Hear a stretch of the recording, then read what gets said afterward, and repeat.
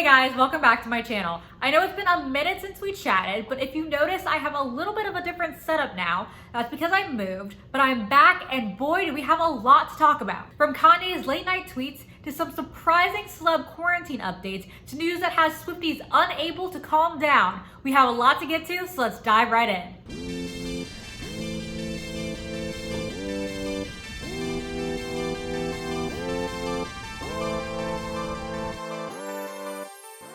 So obviously we have to start with the Kanye situation. Kanye announced that he was running for president on the 4th of July, and whew, what a whirlwind it's been since then. We've had a rally, we've had possible VPs thrown around, and we've had lots and lots of tweets. His first campaign event was held on July 19th in North Charleston, and the fact that it was being held during a pandemic was the least controversial part of the event. In addition to making some controversial comments about Harriet Tubman, claiming that she, quote, never really freed the slaves, he also shared some super personal information, revealing that him and Kim Kardashian had actually at one point discussed having an abortion before Northwest was born. After the rally, the Kardashians stayed pretty quiet about the whole situation, but sources made it clear that Kim was not thrilled with Kanye at all. In fact, People magazine sources said that she was furious with him. The same day as the rally, Kanye did an interview where he revealed who he has in mind for his VP, Jay-Z. Now, the two have definitely had a complicated relationship over the past few years, so only time will tell if Jay accepts. But if he turns Kanye down, he has to know that Caitlyn Jenner has also thrown her hat in the ring for the position. And then there's the tweets. Over the past few days, Kanye has had a lot to say about his family on social media. From tweeting that the movie Get Out was based on his life, to posting a conversation between him and Kris Jenner where he asked her if she wanted to talk or go to war, to claiming that he's been trying to divorce Kim Kardashian for the past 2 years.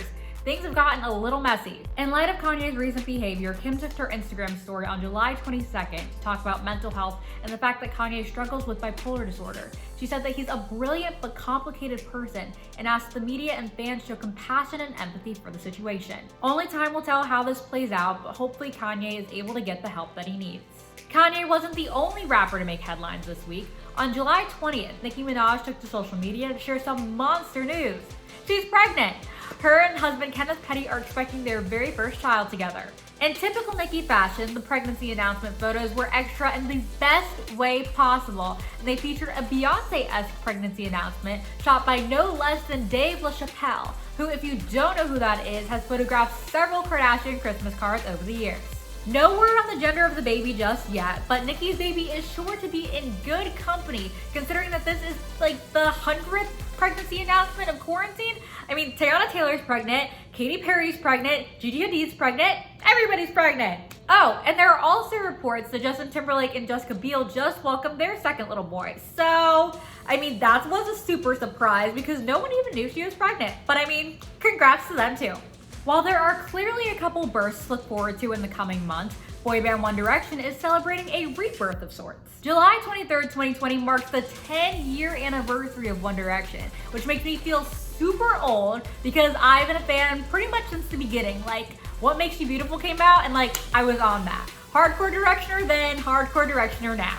I was always a Zayn girl, so of course I will never forget the day, March 25th, 2015, that Zayn decided that he was going to leave the band. I was in my freshman year of college and I was sitting in a class when the news came through.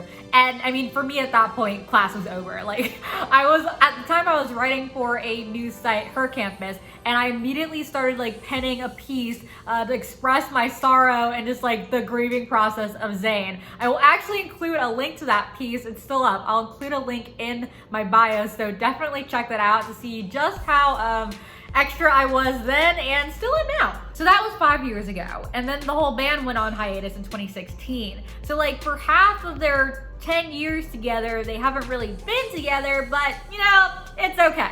I'll forever love all the little things about those boys, so I'll forgive it. If you have any 1D memories, please leave them below in the comments. I would love to reminisce with you on this momentous occasion. Speaking of momentous occasions, I would be remiss not to offer congratulations to Demi Lovato, who just got engaged to her boyfriend Max Eric on July 23rd. If you don't know who he is, he's a soap opera star, and you might recognize him if you watch The Young and the Restless. They're actually a quarantine couple. Like, they actually started dating in March 2020. But I mean, when you have nothing else to do but stare at the wall and stare at each other, I mean, I guess you get to know a lot about a person. So congrats to Demi, that is awesome. Wonder if Joe Jonas will be invited to the wedding. Joe Jonas actually got a double whammy of news about his exes today, since Taylor Swift dropped some news that I couldn't have imagined in my wildest dreams. A new album. It's been less than a year since she released Lover, and now she's dropping her 8th studio album, Folklore. And the album will feature 16 new songs plus a bonus track. And from the title, Folklore, I'm getting kind of like Mean, the song, vibes from this album, but we'll just have to wait and see what she comes up with. Taylor said that she didn't necessarily intend on releasing the album this year, but given the current uncertain times, she thought it was the perfect time to do it. Side note, even when Taylor Swift doesn't plan, her timing is still impeccable. Not only did she announce her new album on the day of her ex's band's 10-year anniversary, hey Harry Styles, Kanye West's album is also set to drop the exact same day. So, I mean, sorry Kanye, but Taylor Swift is about to have the best album of all time. One Direction anniversary, new Taylor Swift album. I mean, my 13-year-old self is screaming. I'm screaming. Obviously, I'll be talking about the album very, very soon, so stay tuned. But until then, I'm your very trusty source.